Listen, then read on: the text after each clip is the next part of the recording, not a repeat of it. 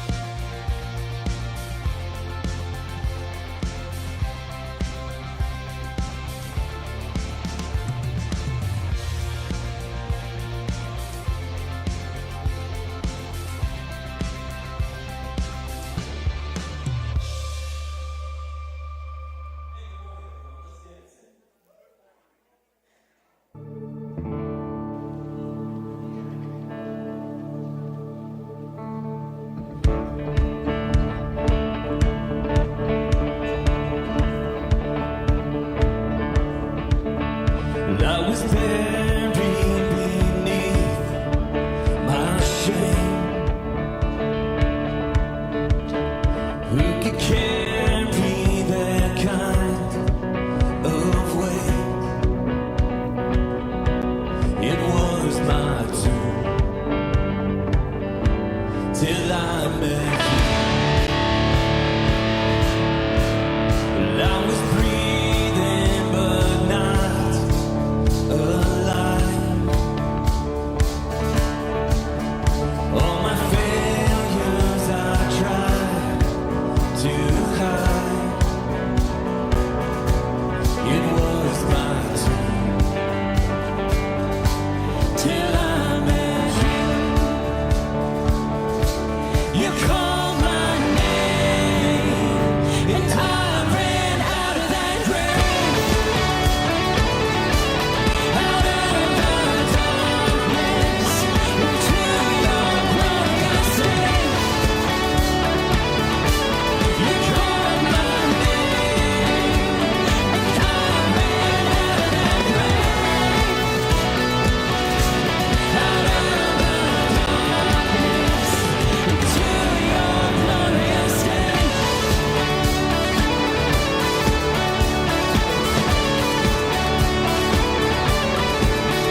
Now mercy has saved my soul,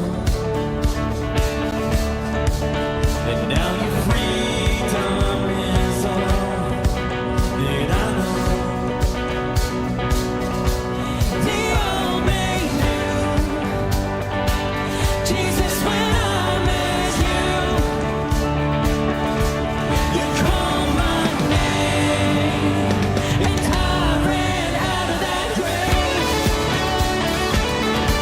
out of the darkness, into your glorious day. You called my name, and I ran out of that grave, out of the darkness, into your glorious day.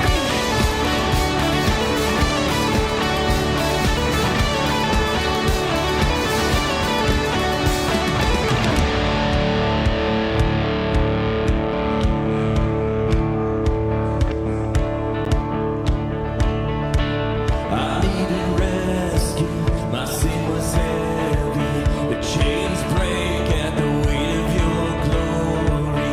I needed shelter, I was an orphan, now you call me a citizen of heaven.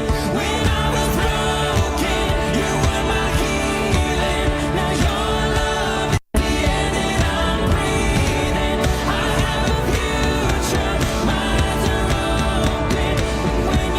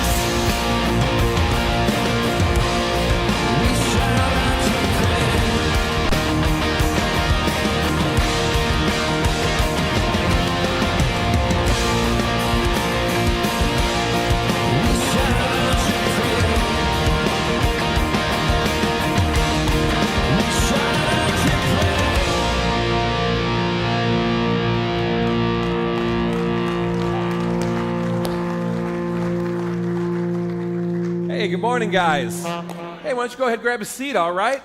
Welcome to Easter Plus One. Welcome back. You know, we had over 700 people that were gathered here on Easter Sunday, and welcome back to the 6120 campus if you're over at the Vixen. Yeah, I mean, it was just an incredible week, and we're glad that you're here. We got so many incredible things that are coming up in the life of our congregation. And for now, let's just pull out the phones. Let's just do a quick base touch. We'd love to know that you're worshiping with us today. Text the word here to the number you see on the screen, or prayer, or give, for that matter. Pick your flavor here this morning. And we'd love to just have that base touch with you. Love to know that you're worshiping here today. While you're doing that, I want to let you know what is coming up on our horizon. This Wednesday is a big day for us at Fellowship of Faith. Those of you who have been around the block here know that we have been pursuing this facility expansion campaign for quite a while now. And over the last 7 or 8 months, we have really been in a retooling with our architect, with county issues and things like that. Well, guys, you know, we went out to bid, and all of those bids are coming in this Wednesday. We've got 8 contractors who are eager to bid on this project, and this coming Wednesday, we are locking ourselves in a room. We are going through these bids. Our hope, our suspicion, our prayer is that there is one strong, maybe 2 or even 3 contenders coming out of that. All of them are completely aware of our timetable, and if all goes well, shovel in the ground this June, we'll see. All right? So that's where things are at, and that's where things are rolling. And if that is the case, we are in our new worship space by Christmas, and the entire project is done by Palm Sunday. So that is what is on the horizon. So I need to put something on your grid here today. It's 2 weeks from today, April 26th.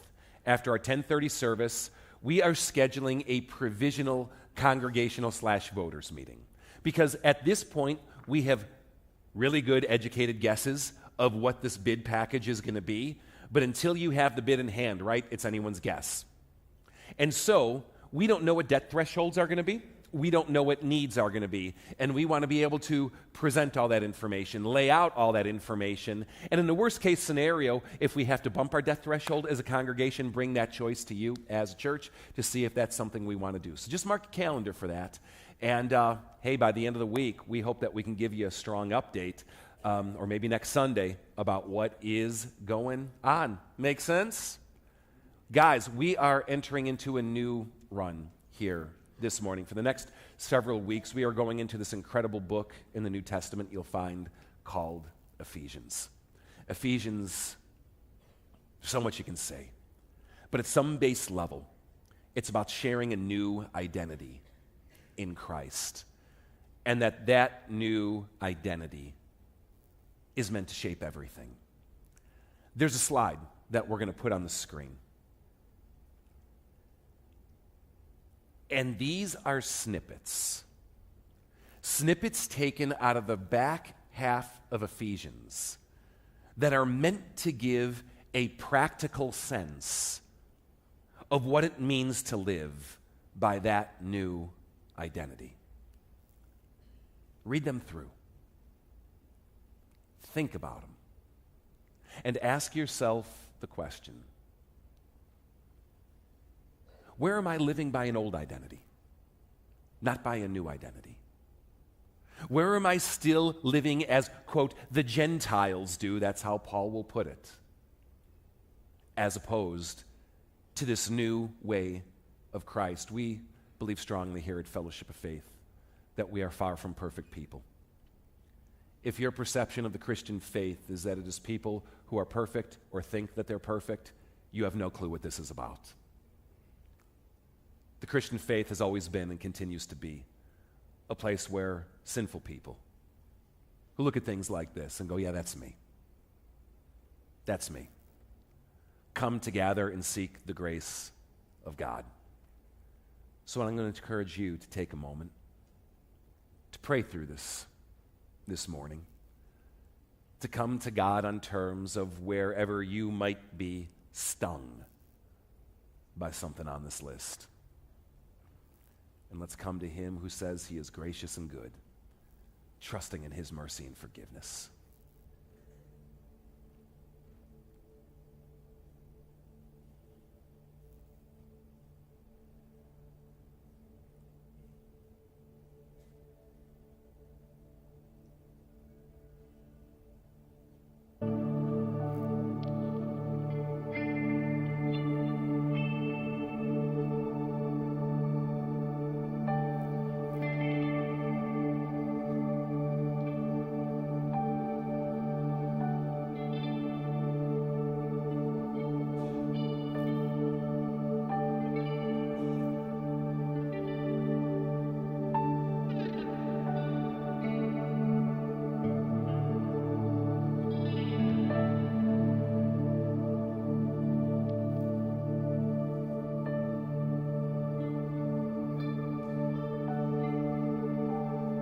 like to teach you a Bible passage today. Let's have it on the screen.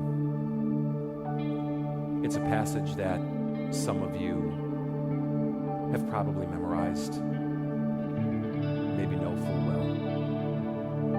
Nope. Ephesians 2. While they're dealing with that, here's what it says. We are saved by grace through faith. This not of ourselves. It is a gift of God, not of works, so that no one should boast. Think about that.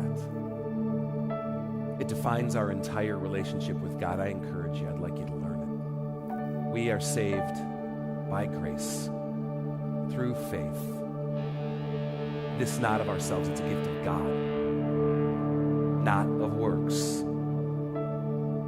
so that no one shall boast. You can take confidence in that. That however you might be living as the Gentiles do, God's grace is infinite. That Jesus died for you. And because he rose from the dead, you have new life. Live in that hope today. Let's rise one more time. Let's sing.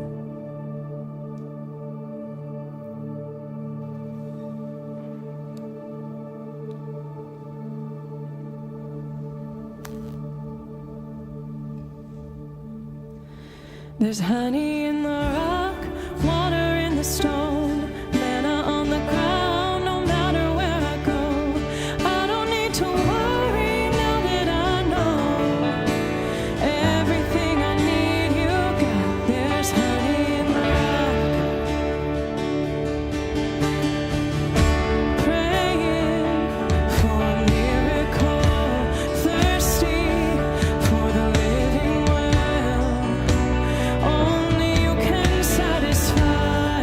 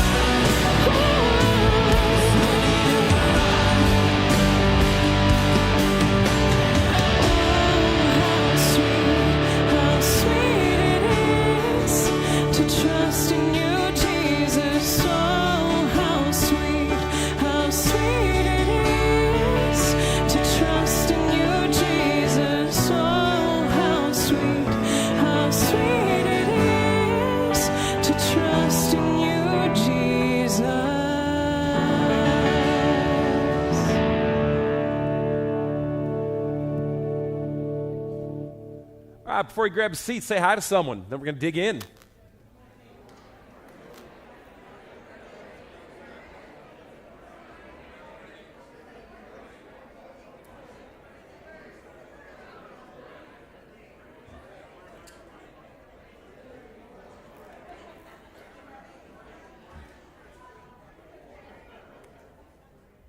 All right, guys, Ephesians, let's dig in. I'm looking forward to this.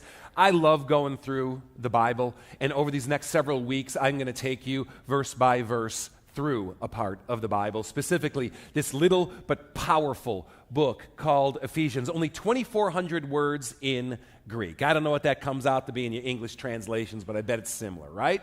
2,400 words, which really isn't a whole lot. You can think back to your college days or high school days, and I guarantee you had to write papers that were longer than this. Yet in these 2,400 words, there are some of the most profound things we come to see about Jesus and what God is doing in this world, and a vision he has for this world, and that means a vision he has for you. You are going to meet the cosmic Christ in this book. You know what I mean by that?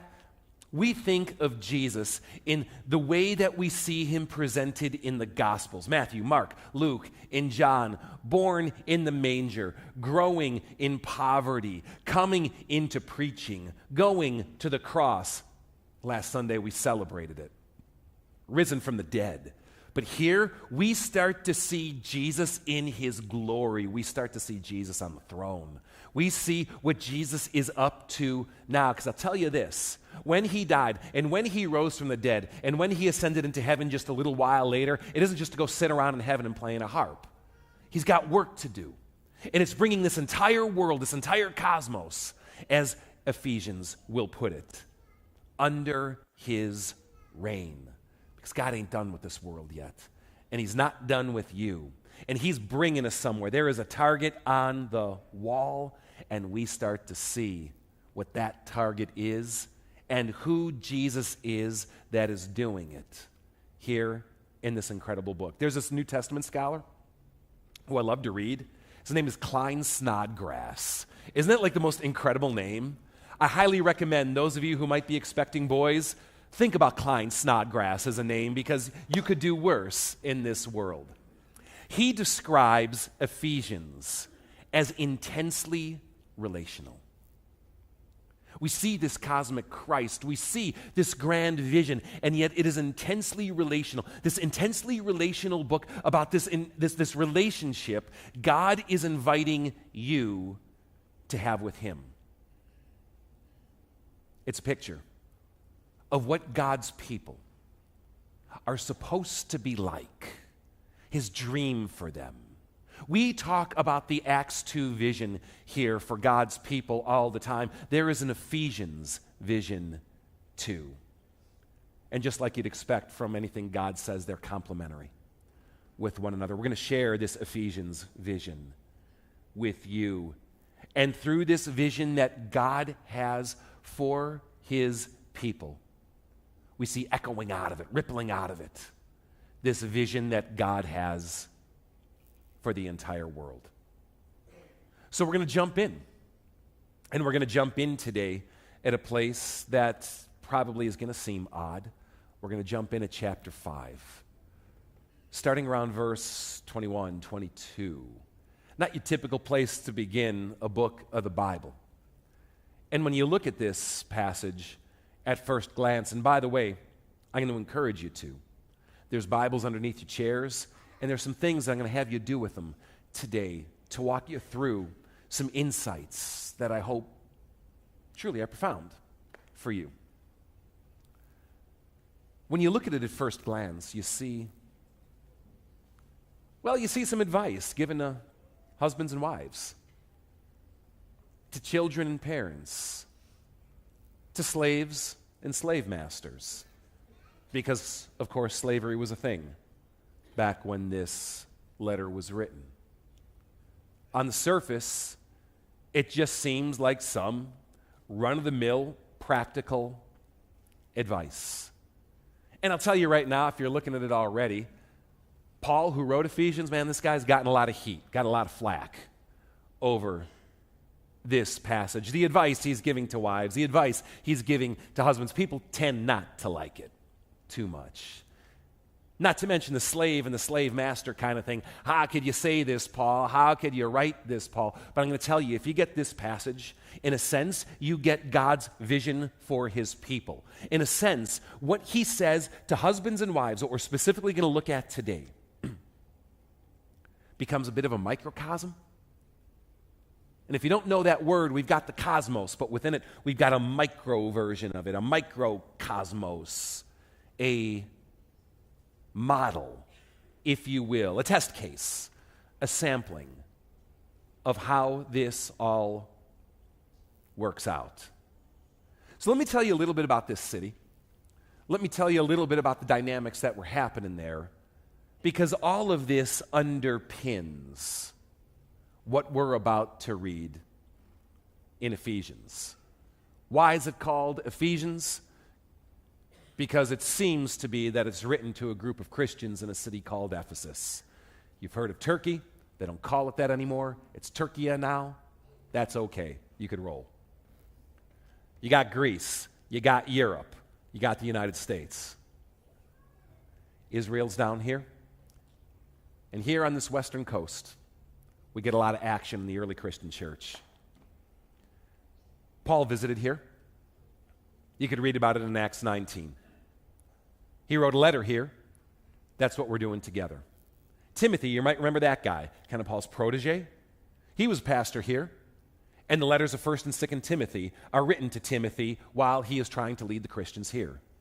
You'll find it pop up other places, most notably in the book of Revelation, where Jesus has this message to 7 churches, all in this little area, with Ephesus kind of being the head. And here's how you got to think about this city. Because you know what? We talk about these Bible places, right? And they're kind of foreign to us. They're kind of unknown to us. Let's kind of make them real. Let's humanize them. Let's dig in to what's going on here. The way that I want you to think about Ephesus is the way that you think about New York City. Because in the ancient Roman world, there were 2 key cities. Well, 4, really. But of those 4, there were 2. One in the east and one in the west. And in the west, of course, was Rome. Rome is the capital. Rome is where the action is happening. Politically, anyway, Rome is Washington, D.C. But in the east, on the other side of the empire, you've got a different city. You've got Ephesus. And Ephesus to Rome is like New York City to Washington, D.C., a huge city. A huge city for its day, one of the 4 biggest cities in the Roman Empire. It was a cosmopolitan city. People from all over came to Ephesus, looking to make their mark, looking to make their success, looking to get ahead. It was a commercial center. It was a religious center. It was a cultural center. Do you know how what happens in New York today tends to trickle out to the rest of the world 5 to 10 years later? So it went in Ephesus. And what that means is, just like New York City, you would find in Ephesus people of every cultural background, of every racial background, coming from all over, north, south, east, and west. You would find people of every socioeconomic background. Think about New York City today. Some of you have lived there. Some of you have visited there. Some of you just watch movies about it. You have Greek Village. You have Harlem and Spanish Harlem. You have 3 Chinatowns, at least. You have Puerto Rican neighborhoods. You have African neighborhoods. I've been told that in the borough of Brooklyn alone, there's over 700 languages being spoken today. And I'm not being told about that from someone who lives in Chicago. It's a diverse place. So is Ephesus. Think about New York. You have Wall Street and Park Avenue. You have people that are living in the streets. Even more in Ephesus, where you have the wealthy of the wealthy of the wealthy who owned people, and you have slaves. Are you getting the picture so far? And with that comes deep diversity in religious background. You would have people that were part of the pagan cults of every stripe and variety. In fact, one of the seven wonders of the ancient world was in Ephesus, the temple to Artemis. Big news. You'd have the other pagan cults. You would have the mystery religions. You would have all the Greek philosophical systems, the Stoics, the Cynics, the Epicureans, and more. You would have the pragmatists, the people who are just taking kind of a cynical, get-ahead version of life who didn't have time for the religious kinds of things. You would have the atheists. And of course, you would have some who were Jews. And what you have happening in this city is people from all of these racial backgrounds, all of these cultural backgrounds, all of these socioeconomic backgrounds, all of these religious backgrounds, coming to hear the message of something different, coming to hear what Paul will call a royal proclamation or gospel, that above all of these things, there is a God and his name is Christ. There is a God and his name is Jesus, who is inviting people of every stripe and every variety to be a part of his kingdom and to follow him. That's good news. But think about the issue that it would create. Because how do you do life together practically when you have such disparate, such different people of such different values coming together, trying to do life together? Because when we come from different socioeconomic backgrounds, when we come from different cultural backgrounds, when we're raised with different life experiences, when we have different religious upbringings, it creates different values within us, doesn't it? Now, let's be clear when we talk about values. We're not even necessarily talking about right and wrong. We are talking about priorities. Because a value is about priority. We might all agree on what's right and wrong, but within what's right and wrong, what takes precedent? What's most important? What comes to define us? Can you imagine the struggle within this church? Can you imagine the struggle within any church? Look at Fellowship of Faith. We are as homogeneous can be. And yet, even here, the different values that we bring that cause tensions, that cause issues, that if left unchecked can lead to divides, and that can otherwise create havoc. It's true of this church. It's true of every church. It was certainly true of Ephesus. Because wherever you have 2 or 3 people come together in Jesus' name, you will have sin. And wherever you have 2 or 3 people come together seeking to do life together, you will have tension. Because we are not clones of each other. Would you agree? And so if you're going to be in any meaningful relationship with anyone, it's something you're forced to navigate.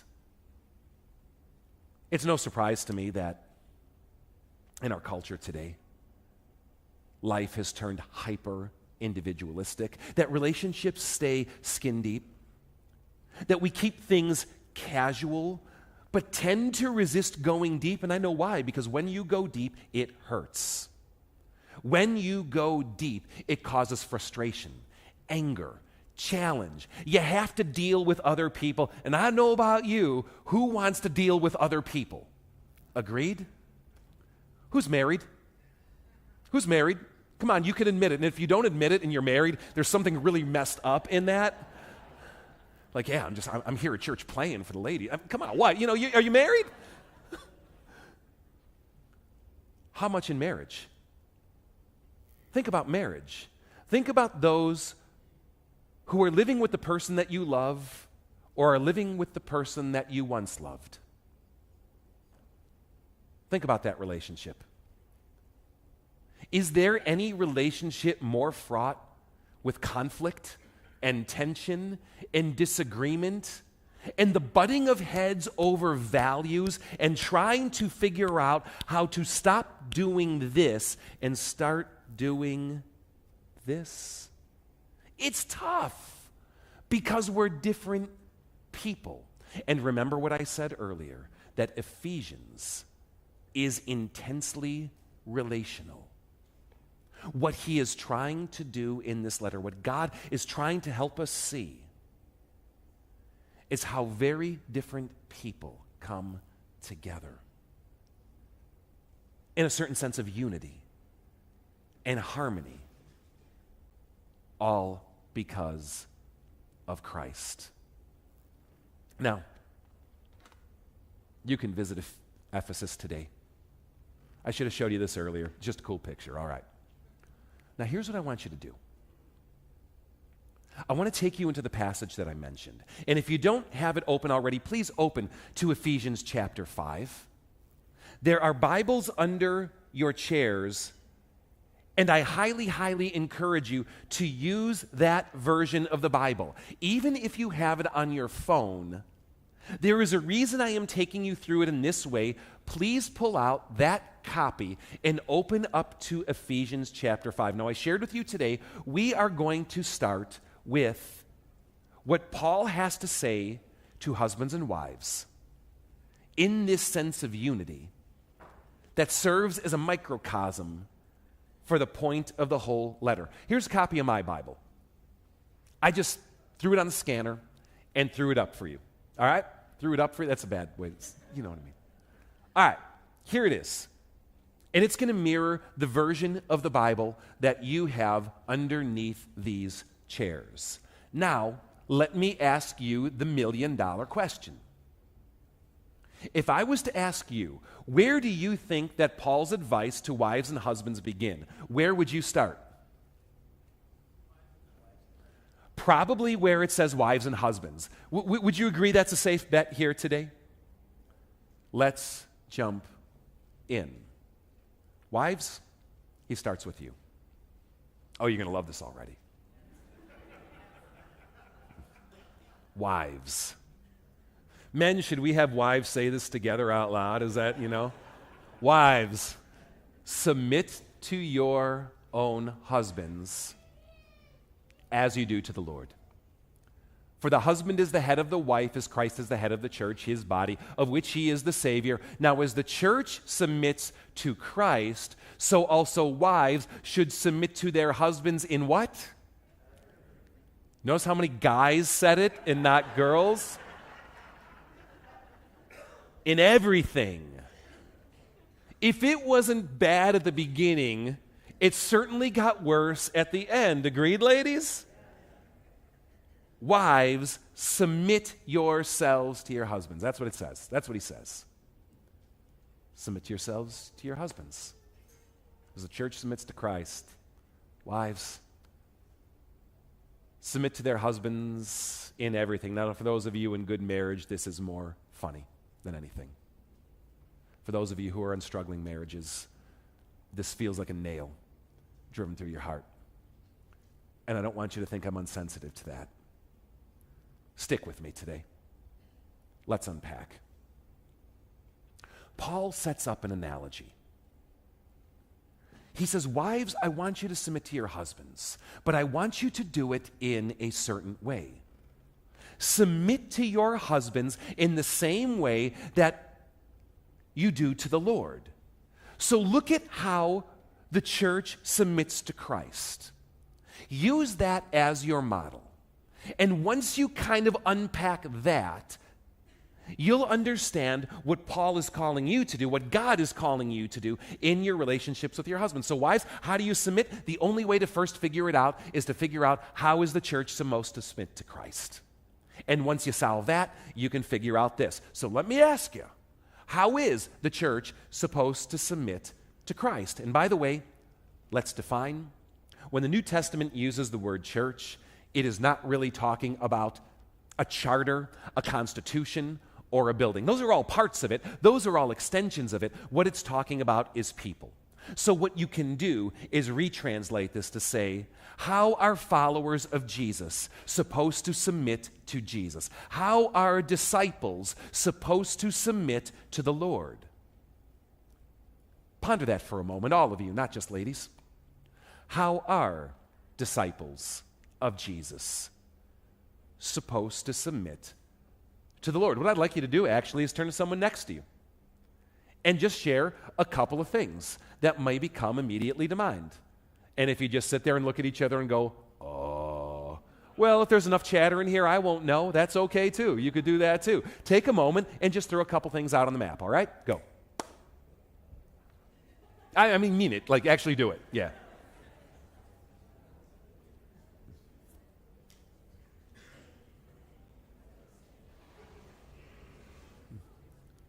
All right.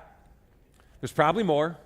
Just get a little traction here, get a little taste. I'm sorry if I cut you off. Ladies, especially if you're just delighting in all the ways that you could submit to your husbands, and I'm kind of landing that plane too early. You know what? Go for a good long lunch afterwards and finish the conversation. What are the things that come to mind? How does the church treat Christ? No. How is the church supposed to treat Christ? I think it's not a far stretch to say things like this. We're supposed to honor him. We're supposed to love him. We're supposed to obey him. We're supposed to trust him. We're supposed to take him at his word. When doubt comes up in our hearts, we're supposed to put our stock in with him and not our own misgiving. In fact, some of you may have even gone this far. We are supposed to worship him. It's all kind of a package, isn't it? And many more descriptions can be given that may be able to be summed up like this. When it comes between you and me, O Lord, it's your dreams before my dreams, your hope before my hope, your future before my future, your needs before my needs, your happiness before my happiness, your good before my good, your will before my will, your goals before my goals, your glory before my glory, your way before my way. Isn't that a lot of what married life is like? Or at least the choices that are put before us? It's almost like it's saying you put Jesus first in everything if you are a disciple. Now, Paul uses that. He says, wives, copy that. At which point some of your husbands in their mind might secretly be going, yes, you know? Of course, if they ever say it out loud, they're a bigger fool than you even imagined. And if that's all Paul had to say, it could lead to some very, very strange, not to mention damaging and harmful conclusions. And sadly, too many people have cherry-picked a verse like this to make it their life mantra. As though this is all, like this is the sum total of thus saith the Lord. Other people have used it to justify things. Paul would have laughed at it and said, I've never meant to justify the most cruel and horrendous and hurtful types of ways to treat another human being. Don't read the Bible like that. It's just stupid. But nonetheless, we've set the first half of the equation. Let's move on to the second, because husbands, I got news for you that I think is good news, but you might not think is good news. Paul also has something to say to you. Husbands, love your wives, just as Christ loved the church and gave himself up for her. And Paul can't help but just starting to bust some theology rhymes, and he goes on and on about some other things, but let's just kind of keep it tight for right now on the first phrase. Husbands, love your wives. How? Just as Christ loved the church and gave himself up for her, he will say. It's the same thing. Husbands, how are you supposed to treat your wives? Well, the only way to figure it out is to first figure out how Jesus treated the church. Because what Paul says is that is the interpretive key. That is what you are meant to mirror. You have to first figure that out before you can figure out what it means to live in the way that God wants you to live with your spouse. So let me ask you the question. How did Jesus treat the church? What are some stories? What are some examples? What are some insights? I'd like you to do the same drill. Turn to that person again that you shared with so joyfully about 15 seconds ago, right? Or for 15 seconds a couple of minutes ago. And just kick around some of those ideas. See what you come up with. Ready, set, go.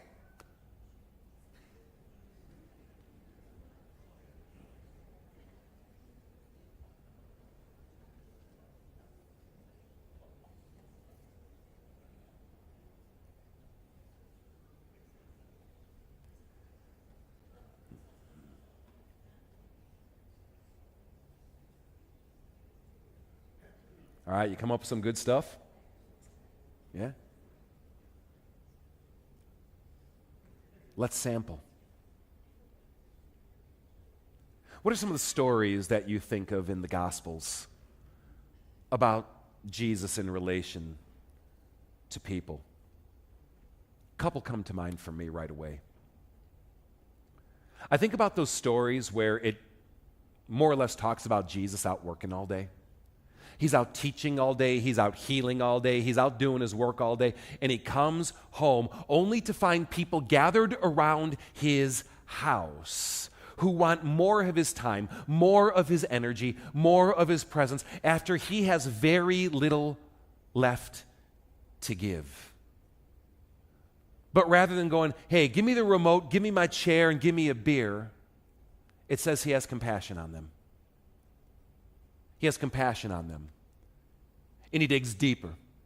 And he pours more of himself out for them, to serve them, to minister to them.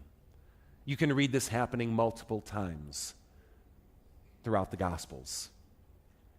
I think of that story of the woman who's caught in adultery. And they drag her before Jesus. And there's an army on this side, and Jesus standing alone. You know what he does? He stands the line. He stands the line. He steps up, and he protects her, and he defends her against a crowd. He puts his life, his reputation, and his standing on the line for her. I think of the Last Supper, where Jesus gets down on his knees. He ties this like towel-like thing around his waist, and he starts to wash their feet. It's fascinating that when you look at Jesus and his ministry, he never uses the church as a stepping stone to his own agenda. He never positions himself in such a way with the church that they are a means to his end. No, in fact, he does much the opposite. He humbles himself. He lowers himself. He gives of himself for their glory, for their honor, for their future, for their betterment. He even dies for them. And he not only dies for them, he not only gives his very life for them, but while he's hanging there in agony and humiliation, dying, they are ridiculing him. And he could have struck him down. But you know what he does and says? Father, forgive them, for they know not what they do. And husbands, Paul is saying, you better do the exact same thing. Maybe it's easy in your mind to jump to this. Well, hey, Jesus died for us, so I should die for them. I agree, but chances are you are never going to have that opportunity where in real-time literalness, your life is being put on the line and you have to make a choice, her or me. If that day comes, you better choose it. You better choose to give up your life for her. But you know what Jesus did? He did more than die for people. You know what he did? He lived for them. His whole life was a sacrifice poured out for them. And Paul says, you do the exact same thing. It's almost like Paul is saying, you put her needs before your needs. her dreams before your dreams, her hopes before your hopes, her safety before your safety, her betterment before your betterment, her future before your future, her good before your good, her glory before your glory. Do you see how he's almost saying the exact same thing? That what he says to wives, he is also saying to husbands, put the other first. There are some who approach marriage in the idea that it's a 50-50. We're going to meet in the middle. That it's going to be marked by compromise. And of course, there's a lot of practical wisdom in that. A lot of times we do find ourselves, don't we, navigating the relationships with those who are closest to us, trying to find a certain sense of compromise. But there's some danger in this way of thinking because God does not call you to a 50-50 relationship. Do you know what God calls you to, wives? 100%. All in. Do you know what God calls you to, husbands? 100%. All in. No, relationships that matter with people are not 50-50. They're meant to be 100-100. And how much more with God? How much more with God? And all of this, I think, is encapsulated by what Paul has to write here. Now, when I asked you when the advice to husbands and wives began, did you feel a little bit like you were being set up? Like there's a trick question here? Well, if not, you don't know me well enough. Because look at the verse right before this. Now, I don't know if you can make that out, but that's why I asked you to open a Bible, and if you didn't take me up on that, well, your loss. Do you see the verse right there? Can you read what it says? And if not, can you read what it says? Submit to one another out of reverence for Christ. Wives, does that mean submitting to your husbands? You bet it does. Husbands, does that mean submitting to your wives? You bet it does. Because when Paul writes, or God talks about submission, it is never for some of us to do. It is his command for everyone, including himself, that God submitted himself to you. Because I'll tell you this, Jesus practices what he preaches. And what I found is this, that submission, more than compromise, is the path to unity. Sometimes you find yourself in a place where you're not going to find a compromise with God. What do? You bow your knee before him. Sometimes God finds himself in a place where you are not willing to compromise. What does God do? He allows you to do what you will. Is that graceful or frightening? It's funny that when you look at this passage, it's almost like the editors didn't even know what to do with this sentence. It's like a free-floating sentence, like a free-floating paragraph. Does it go like with all this stuff, or does it go with here? And the answer, of course, is both. Because all of these headers, all of these spaces, all of these chapter numbers, none of that existed when Paul wrote this letter. It was monoblock text.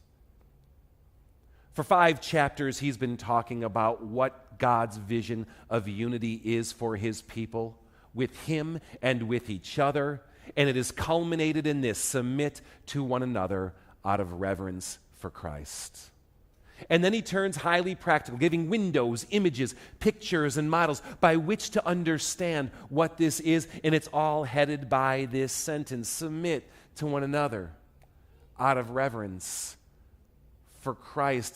Ephesians is highly relational because God is highly relational. And God is desiring a relationship with you that should impact every relationship with one another. How do you live it out? Yeah, you wrestle. Yeah, you talk. Yeah, you work. Yeah, you do the things that need to be done. But you adopt an attitude that says at some point, even if I might not agree with you, I will submit to you because I love you. And even if I think this takes us down a wrong path, not a sinful path, a wrong path, what I have with you is worth it.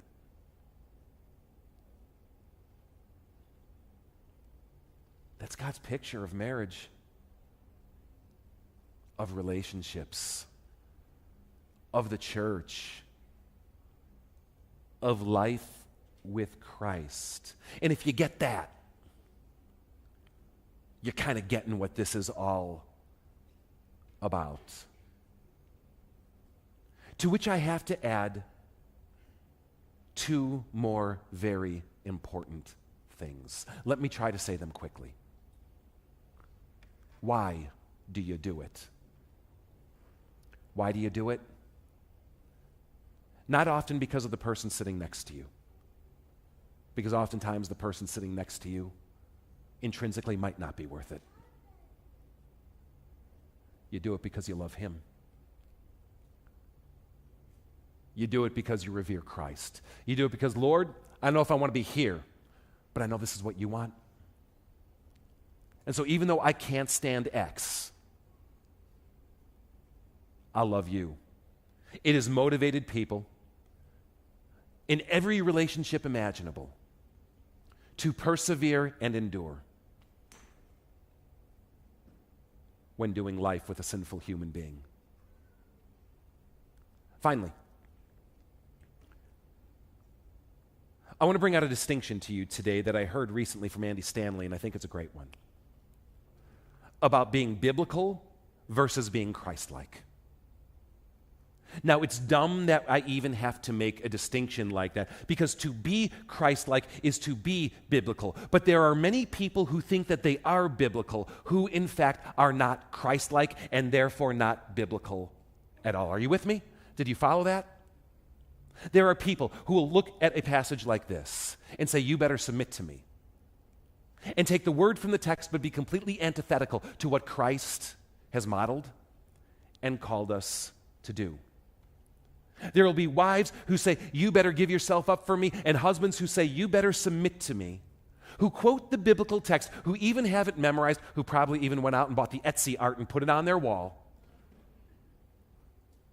but whose heart are so far from Christ in the process that while being biblical, they are completely unbiblical in what they are doing. Because what we're going to see in Ephesians is Paul saying this: your attitude should be the same as Christ. You should humble yourself like Christ. That love covers a multitude of sins. That love bears with one another. That love is gentle and patient and kind. That love is marked by humility. That relationships are formed by these types of things, because this is what marks the way of Christ. Guard yourself against being biblical without being Christ-like.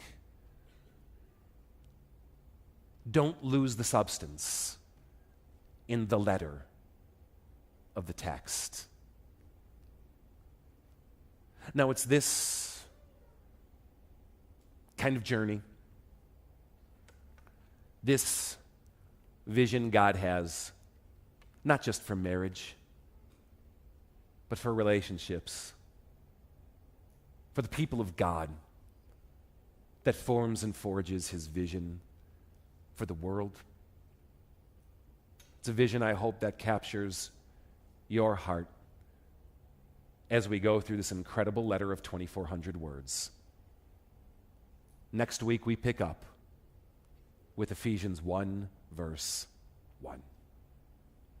Ben, come on up. Let's rise and pray. God in heaven, in the struggle of life together. Not only teach us what it means, but help us in the journey of doing life together with those that we love, with those that we've once loved, with those that we don't love.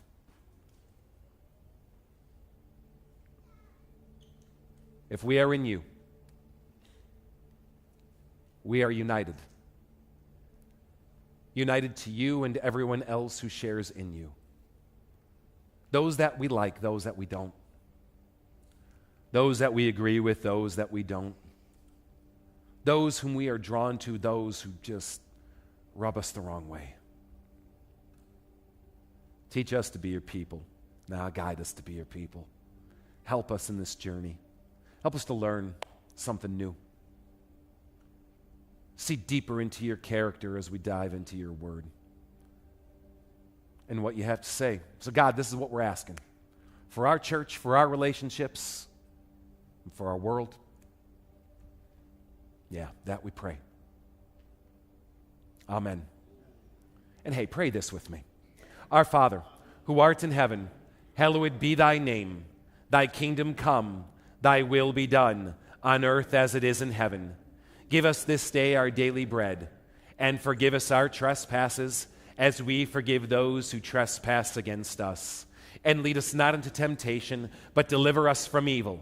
For thine is the kingdom, and the power, and the glory, forever and ever. Amen. And may the almighty, eternal, and glorious God, who loves you more than you will ever know, bless you and keep you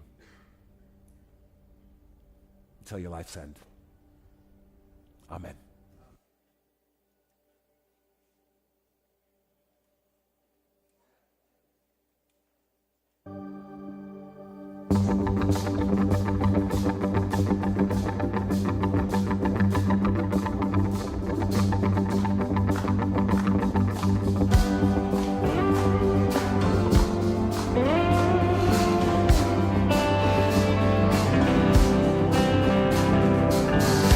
I was walking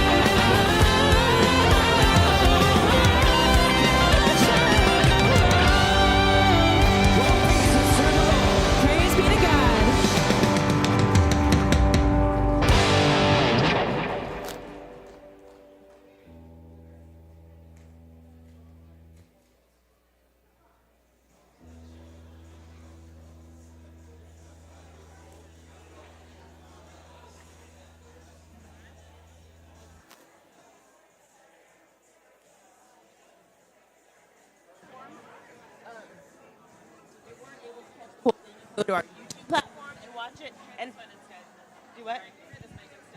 We've been having all kinds of stuff today. I often feel like when we have tech issues, it's like, here's something really big that gremlins are just kind of trying to screw up. So, a lot of tech issues. If you haven't been able to see the whole thing, go to our YouTube channel, and you can rewatch it there. And you can also share with all of your friends from the YouTube channel. That's about all I have. You guys, it was great worshiping with you. I'm excited to go through Ephesians with you, and we'll see you next Sunday. Bye, guys.